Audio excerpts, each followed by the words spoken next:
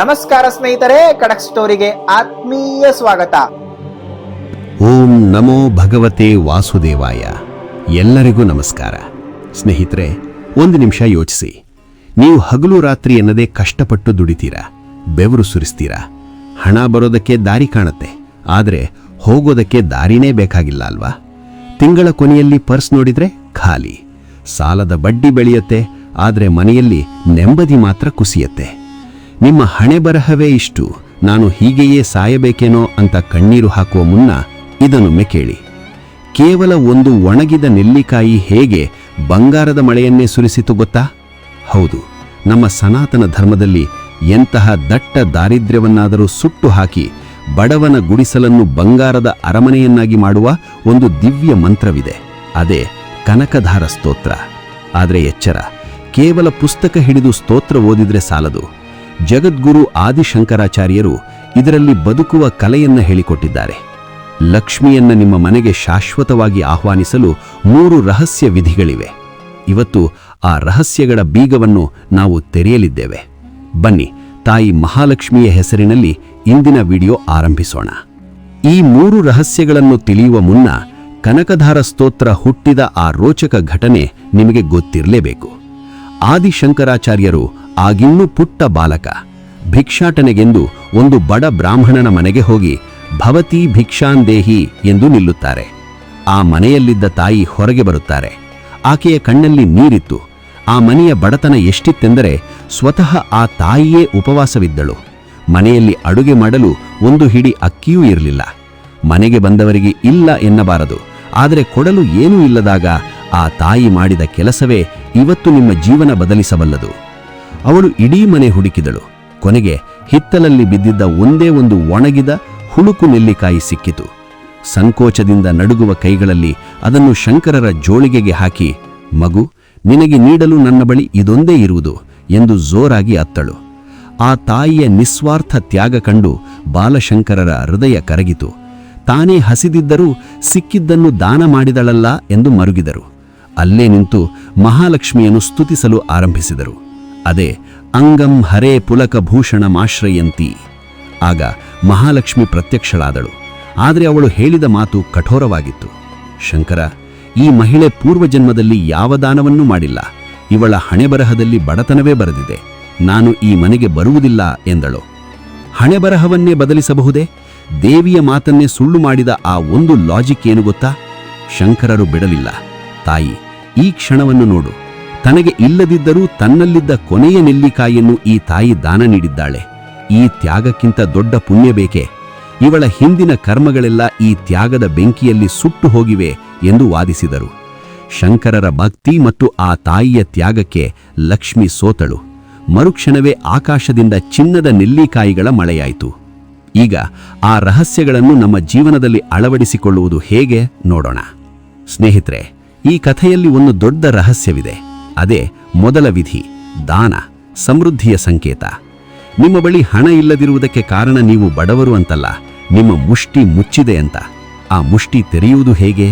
ಪ್ರಕೃತಿಯ ಒಂದು ನಿಯಮವಿದೆ. ಮುಚ್ಚಿದ ಮುಷ್ಟಿಯೊಳಗೆ ಏನೂ ಬರುವುದಿಲ್ಲ, ತೆರೆದ ಕೈಗೆ ಮಾತ್ರ ಪಡೆಯಲು ಸಾಧ್ಯ. ನಾವೇನು ಮಾಡುತ್ತೇವೆ? ನನ್ನ ಹತ್ತಿರವೇ ದುಡ್ಡಿಲ್ಲ, ಇನ್ನು ನಾನು ಹೇಗೆ ದಾನ ಮಾಡಲಿ? ಮೊದಲು ನನಗೆ ಸಿಗಲಿ, ಆಮೇಲೆ ನೋಡೋಣ ಎಂದು ಜಿಪುಣತನ ಮಾಡುತ್ತೇವೆ. ನೆನಪಿಡಿ, ನೀವು ಬಡವರಾಗಿರುವುದು ಹಣ ಇಲ್ಲದಕ್ಕಲ್ಲ, ನಿಮ್ಮಲ್ಲಿ ಕೊಡುವ ಮನಸ್ಸಿಲ್ಲದಕ್ಕೆ. ಪರಿಹಾರ ಇಲ್ಲಿದೆ. ನಾಳೆ ಬೆಳಗ್ಗೆಯಿಂದಲೇ ಈ ಕೆಲಸ ಮಾಡಿ. ನಿಮ್ಮ ದೇವರ ಕೋಣೆಯಲ್ಲಿ ಒಂದು ಚಿಕ್ಕ ಡಬ್ಬಿ, ಹುಂಡಿ ಅಥವಾ ಮಣ್ಣಿನ ಪಾತ್ರೆಯನ್ನ ಇಡಿ. ಅದಕ್ಕೆ ಅಕ್ಷಯ ಪಾತ್ರೆ ಅಂತ ಹೆಸರಿಡಿ. ದಿನಪ್ರತಿ ಪೂಜೆ ಮಾಡುವಾಗ ಅಥವಾ ಅಡುಗೆ ಮಾಡುವ ಮುನ್ನ ಆ ಡಬ್ಬಿಗೆ ಕನಿಷ್ಠ 1 ರೂಪಾಯಿ ನಾಣ್ಯವನ್ನು ಅಥವಾ 1 ಹಿಡಿ ಅಕ್ಕಿಯನ್ನು ಹಾಕಿ. ಇಲ್ಲಿ ನೀವು ಹಾಕುವ ಹಣ ಮುಖ್ಯವಲ್ಲ, ಆದರೆ ಆ ಸಮಯದಲ್ಲಿ ನೀವು ಬ್ರಹ್ಮಾಂಡಕ್ಕೆ ಕಳಿಸುವ ಸೀಕ್ರೆಟ್ ಮೆಸೇಜ್ ಏನು ಗೊತ್ತಾ? ಹಣ ಹಾಕುವಾಗ, ತಾಯಿ, ನೀನು ನನಗೆ ಕೊಟ್ಟಿದ್ದರಲ್ಲಿ 1 ಭಾಗವನ್ನು ನಿನಗೆ ನೀಡುತ್ತಿದ್ದೇನೆ, ಇದನ್ನು ಲೋಕ ಕಲ್ಯಾಣಕ್ಕೆ ಬಳಸು ಎಂದು ಸಂಕಲ್ಪ ಮಾಡಿ. ಹೀಗೆ ಮಾಡುವುದರಿಂದ ನನ್ನ ಹತ್ತಿರ ಸಾಕಾಗುವಷ್ಟು ಇದೆ, ನಾನು ಹಂಚಬಲ್ಲೆ ಎಂಬ ಸಮೃದ್ಧಿಯ ಸಂದೇಶವನ್ನು ನೀವು ಬ್ರಹ್ಮಾಂಡಕ್ಕೆ ರವಾನಿಸುತ್ತೀರಿ. ತಿಂಗಳ ಕೊನೆಯಲ್ಲಿ ಆ ಹಣವನ್ನು ಯಾವುದಾದರೂ ದೇವಸ್ಥಾನದ ಅನ್ನದಾನಕ್ಕೋ ಅಥವಾ ಬಡವರಿಗೋ ನೀಡಿ. ಯಾರು ಬೆಳಗ್ಗೆ ಎದ್ದು ಕೊಡುವ ಗುಣ ಬೆಳೆಸಿಕೊಳ್ಳುತ್ತಾರೋ ಅವರ ಮನೆಗೆ ಸಂಪತ್ತು ಹರಿದು ಬರಲೇಬೇಕು. ಇದು ಕನಕಧಾರೆಯ ಮೊದಲ ಪಾಠ. ಈಗ ಎರಡನೇ ವಿಧಿ, ಲಕ್ಷ್ಮಿ ಆಕರ್ಷಣೆ, ಸೌಂದರ್ಯ ಮತ್ತು ಸುಗಂಧ. ಲಕ್ಷ್ಮಿ ನಿಮ್ಮ ಮನೆ ಬಾಗಿಲಿಗೆ ಬಂದು ಒಳಗೆ ಬಾರದೆ ಅಲ್ಲಿಂದಲೇ ವಾಪಸ್ ಹೋಗುತ್ತಿದ್ದಾಳೆ ಅಂದ್ರೆ ನೀವು ನಂಬ್ತೀರಾ? ಇದಕ್ಕೆ ಕಾರಣ ಇಲ್ಲಿದೆ. ಶಂಕರರು ಲಕ್ಷ್ಮಿಯನ್ನು ವರ್ಣಿಸುವಾಗ ಅವಳ ಸೌಂದರ್ಯ ಮತ್ತು ಸುಗಂಧವನ್ನು ಹೊಗಳುತ್ತಾರೆ. ಲಕ್ಷ್ಮಿ ಅಂದ್ರೆ ಕೇವಲ ಹಣವಲ್ಲ, ಅವಳು ಶುಚಿತ್ವ. ಎಲ್ಲಿ ಕಸ ಇರುವುದಿಲ್ಲವೋ, ಎಲ್ಲಿ ಕೆಟ್ಟ ವಾಸನೆ ಇರುವುದಿಲ್ಲವೋ ಅಲ್ಲಿ ಅವಳು ನೆಲೆಸುತ್ತಾಳೆ. ಒಮ್ಮೆ ನಿಮ್ಮ ಮನೆಯನ್ನು ಗಮನಿಸಿ. ಬಟ್ಟೆಗಳು ಸೋಫಾ ಮೇಲೆ ಚೆಲ್ಲಾಪಿಲ್ಲಿಯಾಗಿದೆಯೇ? ಮೂಲೆಗಳಲ್ಲಿ ಜೇಡದ ಬಲೆ ಇದೆಯೇ? ಹಾಗಿದ್ದರೆ ನೀವು ದಿನವಿಡೀ ಸ್ತೋತ್ರ ಓದಿದರೂ ಪ್ರಯೋಜನವಿಲ್ಲ. ಅಲ್ಲಿ ದರಿದ್ರ ದೇವತೆ ಆರಾಮಾಗಿ ಕುಳಿತಿರುತ್ತಾಳೆ. ಪರಿಹಾರ ಇಲ್ಲಿದೆ. ದಿನದ ಆರಂಭದಲ್ಲಿ ನಿಮ್ಮ ಮನೆಯ ಮುಖ್ಯ ದ್ವಾರವನ್ನು ಕನ್ನಡಿಯಂತೆ ಸ್ವಚ್ಛಗೊಳಿಸಿ. ಅಲ್ಲಿ ಅರಿಶಿಣ, ಕುಂಕುಮ, ಹೂವು ಇರಲಿ. ಅದು ಲಕ್ಷ್ಮಿ ಬರುವ ದಾರಿ. ವಾರಕ್ಕೆ 2 ಬಾರಿ ಕಲ್ಲು ಉಪ್ಪು ಹಾಕಿದ ನೀರಿನಿಂದ ಮನೆ ಒರೆಸಿ. ಇದು ನಕಾರಾತ್ಮಕ ಶಕ್ತಿಯನ್ನು ಹೀರಿಕೊಡುತ್ತದೆ. ಅತ್ಯಂತ ಮುಖ್ಯವಾದದ್ದು ನಿಮ್ಮ ಸ್ವಂತ ಅಲಂಕಾರ. ಮನೆಯಲ್ಲೇ ಇದ್ದರೂ ಹರಿದ ಕೊಳಕು ಬಟ್ಟೆ ಹಾಕಬೇಡಿ. ಸ್ನಾನ ಮಾಡಿ ಶುಭ್ರವಾದ ಬಟ್ಟೆ ಧರಿಸಿ ಹಣೆಗೆ ಬೊಟ್ಟಿಟ್ಟುಕೊಳ್ಳಿ. ಏಕೆಂದರೆ ಮನೆಯ ಗೃಹಿಣಿಯೇ ಮಹಾಲಕ್ಷ್ಮಿ. ಗೃಹಿಣಿ ಕಳೆಗುಂದಿದರೆ ಮನೆಯ ಐಶ್ವರ್ಯವೂ ಕಳೆಗುಂದುತ್ತದೆ. ಮನೆಯಲ್ಲಿ ಸದಾ ಸಾಂಬ್ರಾಣಿ ಅಥವಾ ಅಗರಬತ್ತಿಯ ಸುಗಂಧವಿರಲಿ. ಸುವಾಸನೆಗೆ ಲಕ್ಷ್ಮಿ ಆಕರ್ಷಿತಳಾಗುತ್ತಾಳೆ. ಈಗ 3ನೇ ಮತ್ತು ಅತಿ ಮುಖ್ಯವಾದ ಘಟ್ಟ, ಸಂಧ್ಯಾಕಾಲದ ಪ್ರಾರ್ಥನೆ, ನಾದ ಮತ್ತು ಜ್ಯೋತಿ. ದಿನದ 24 ಗಂಟೆಯಲ್ಲಿ ಈ ನಿರ್ದಿಷ್ಟ 30 ನಿಮಿಷಗಳು ನಿಮ್ಮ ಅದೃಷ್ಟವನ್ನೇ ಬದಲಿಸಬಹುದು. ಆ ಸಮಯ ಯಾವುದು? ಅದೇ ಸಂಧ್ಯಾಕಾಲ. ಸೂರ್ಯ ಮುಳುಗುವ ಸಮಯವಿದು. ಲಕ್ಷ್ಮಿಯು ಸಂಚಾರ ಮಾಡುವ ಸಮಯವಿದು. ಆ ಸಮಯದಲ್ಲಿ ನಿಮ್ಮ ಮನೆಯಲ್ಲಿ ಟಿವಿ ಸೀರಿಯಲ್ ಶಬ್ದವೋ ಜಗಳದ ಶಬ್ದವೋ ಕೇಳಿದರೆ ಲಕ್ಷ್ಮಿ ಬಾಗಿಲಿಂದಲೇ ವಾಪಸ್ ಹೋಗುತ್ತಾಳೆ. ಪರಿಹಾರ ಇಲ್ಲಿದೆ. ಸರಿಯಾಗಿ ಸಂಜೆ 6ರಿಂದ 6:30 ಗೋಧೂಳಿ ಲಗ್ನದಲ್ಲಿ ನಿಮ್ಮ ದೇವರ ಕೋಣೆಯಲ್ಲಿ ಮತ್ತು ತುಳಸಿ ಕಟ್ಟೆಯ ಮುಂದೆ ತುಪ್ಪದ ದೀಪ ಹಚ್ಚಿ. ದೀಪ ಹಚ್ಚಿದ ತಕ್ಷಣ ಟಿವಿ ಆಫ್ ಮಾಡಿ.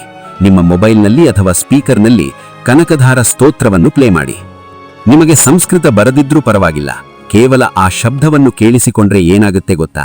ಆ ಸ್ತೋತ್ರದ ಪ್ರತಿಯೊಂದು ಅಕ್ಷರದಲ್ಲೂ ಒಂದು ಅದ್ಭುತವಾದ ಕಂಪನ, ವೀಬ್ರೇಷನ್ ಇದೆ. ಅದು ನಿಮ್ಮ ಮನೆಯ ಗೋಡೆಗೂ ಅಪ್ಪಳಿಸಿ ಅಲ್ಲಿ ಅಡಗಿರುವ ದಾರಿದ್ರ್ಯವನ್ನು ಮತ್ತು ನಕಾರಾತ್ಮಕ ಶಕ್ತಿಯನ್ನು ಒಡೆದು ಹಾಕುತ್ತದೆ. ಕಣ್ಣು ಮುಚ್ಚಿ ದೀಪದ ಬೆಳಕನ್ನು ನೋಡುತ್ತಾ, ತಾಯಿ, ನಿನ್ನ ನೋಟವೇ ನನಗೆ ಸಾಮ್ರಾಜ್ಯವನ್ನೇ ನೀಡಬಲ್ಲದು ಎಂದು ಪ್ರಾರ್ಥಿಸಿ. ಕನಿಷ್ಠ 10 ನಿಮಿಷ ಮನೆಯಲ್ಲಿ ಮೌನ ಮತ್ತು ಭಕ್ತಿ ತುಂಬಿರಲಿ. ತ್ಯಾಗ, ಶುಚಿತ್ವ ಮತ್ತು ನಾದೋಪಾಸನೆ ಅಂದರೆ ಭಕ್ತಿ, ಇವು ಶ್ರೀಮಂತಿಕೆಯ ಮನಸ್ಥಿತಿಯನ್ನು ನಿರ್ಮಿಸುವ ಅಡಿಪಾಯಗಳು. ಆದರೆ ಒಂದು ಎಚ್ಚರ, ಈ ಕೆಲಸವನ್ನು 1 ದಿನ ಮಾಡಿ ಮಾರನೇ ದಿನವೇ ನನ್ನ ಮನೆಗೆ ಬಂಗಾರ ಬಂದಿಲ್ಲವಲ್ಲ ಎಂದು ನಿಲ್ಲಿಸಬೇಡಿ. ನಿಮ್ಮ ರಕ್ತಗತವಾಗಿರುವ ದಾರಿದ್ರ್ಯ ಹೋಗಲು ನಮ್ಮ ಶಾಸ್ತ್ರಗಳು ಒಂದು ನಿರ್ದಿಷ್ಟ ಸಮಯವನ್ನು ನಿಗದಿ ಮಾಡಿವೆ. ಅದೇ ಮಂಡಲ. ಒಂದು ಮಂಡಲ ಅಂದರೆ 48 ದಿನಗಳು. ಇಂದಿನಿಂದಲೇ ನಿಮ್ಮ ಕ್ಯಾಲೆಂಡರ್ನಲ್ಲಿ ಗುರುತು ಹಾಕಿಕೊಳ್ಳಿ. ಮುಂದಿನ 48 ದಿನಗಳ ಕಾಲ ಎಷ್ಟೇ ಕಷ್ಟ ಬರಲಿ, ಎಷ್ಟೇ ಕೆಲಸವಿರಲಿ, ಈ 3 ನಿಯಮಗಳನ್ನು ಮುರಿಯುವುದಿಲ್ಲ ಎಂದು ಸಂಕಲ್ಪ ಮಾಡಿ. ಹೀಗೆ ಸತತವಾಗಿ 48 ದಿನ ಮಾಡಿ ನೋಡಿ. ಆಕಾಶದಿಂದ ಚಿನ್ನದ ನೆಲ್ಲಿಕಾಯಿ ಬೀಳದೇ ಇರಬಹುದು, ಆದರೆ ಅದಕ್ಕಿಂತ ಮಿಗಿಲಾದ ಅವಕಾಶಗಳ ಮಳೆ ನಿಮ್ಮ ಜೀವನದಲ್ಲಿ ಸುರಿಯುತ್ತದೆ. ಇಷ್ಟು ದಿನ ಮುಚ್ಚಿ ಹೋಗಿದ್ದ ಆದಾಯದ ದಾರಿಗಳು ತೆರೆದುಕೊಳ್ಳುತ್ತವೆ. ವ್ಯಾಪಾರದಲ್ಲಿ ಲಾಭದ ಸುಳಿವು ಸಿಗುತ್ತದೆ. ಕೋರ್ಟು, ಆಸ್ಪತ್ರೆಗೆ ಪೋಲಾಗುತ್ತಿದ್ದ ಹಣ ಉಳಿತಾಯವಾಗುತ್ತದೆ. ಇದು ಆದಿಶಂಕರಾಚಾರ್ಯರ ವಾಗ್ದಾನ ಮತ್ತು ಲಕ್ಷ್ಮಿಯ ಅನುಗ್ರಹ. ಬಡವನ ಗುಡಿಸಲನ್ನು ಅರಮನೆಯನ್ನಾಗಿ ಮಾಡುವ ಶಕ್ತಿ ಈ ಸ್ತೋತ್ರಕ್ಕಿದೆ. ಬೇಕಾಗಿರುವುದು ನಿಮ್ಮ ಶ್ರದ್ಧೆ ಮತ್ತು ತಾಳ್ಮೆ ಮಾತ್ರ. ಸ್ನೇಹಿತರೆ, ಈ ವಿಡಿಯೋದಲ್ಲಿನ ಮಾಹಿತಿ ನಿಮ್ಮ ಮನಸ್ಸಿಗೆ ತಲುಪಿದ್ದರೆ ದಯವಿಟ್ಟು ಲೈಕ್ ಮಾಡಿ. ಈ ವಿಷಯ ಕೇವಲ ನಿಮ್ಮಲ್ಲೇ ಉಳಿಯಬಾರದು. ಕಷ್ಟದಲ್ಲಿರುವ, ಸಾಲದ ಬಾಧೆಯಲ್ಲಿರುವ ನಿಮ್ಮ ಬಂಧು ಮಿತ್ರರಿಗೂ ಇದನ್ನು ಶೇರ್ ಮಾಡಿ. ಅವರಿಗೂ ಲಕ್ಷ್ಮಿಯ ದಾರಿ ತೋರಿಸಿದ ಪುಣ್ಯ ನಿಮಗೆ ಸಿಗುತ್ತದೆ. ನೀವು ಇಂದಿನಿಂದಲೇ ಈ 48 ದಿನಗಳ ಸಂಕಲ್ಪ ಮಾಡುತ್ತಿದ್ದರೆ ಕಮೆಂಟ್ ಬಾಕ್ಸ್ನಲ್ಲಿ ಓಂ ಕನಕಧಾರಾಯೇ ನಮಃ ಎಂದು ಬರೆಯಿರಿ. ತಾಯಿಯ ಕರುಣೆಯ ಮಳೆ ನಿಮ್ಮ ಮನೆ ಮೇಲೂ ಸುರಿಯಲಿ. ಮತ್ತಷ್ಟು ದೈವಿಕ ರಹಸ್ಯಗಳಿಗಾಗಿ ನಮ್ಮ ಚಾನಲ್ಗೆ ಈಗಲೇ ಸಬ್ಸ್ಕ್ರೈಬ್ ಆಗಿ. ಮುಂದಿನ ವಿಡಿಯೋದಲ್ಲಿ ಸಿಗೋಣ. ಸರ್ವೇ ಜನಃ ಸುಖಿನೋ ಭವಂತು. ನಮಸ್ಕಾರ.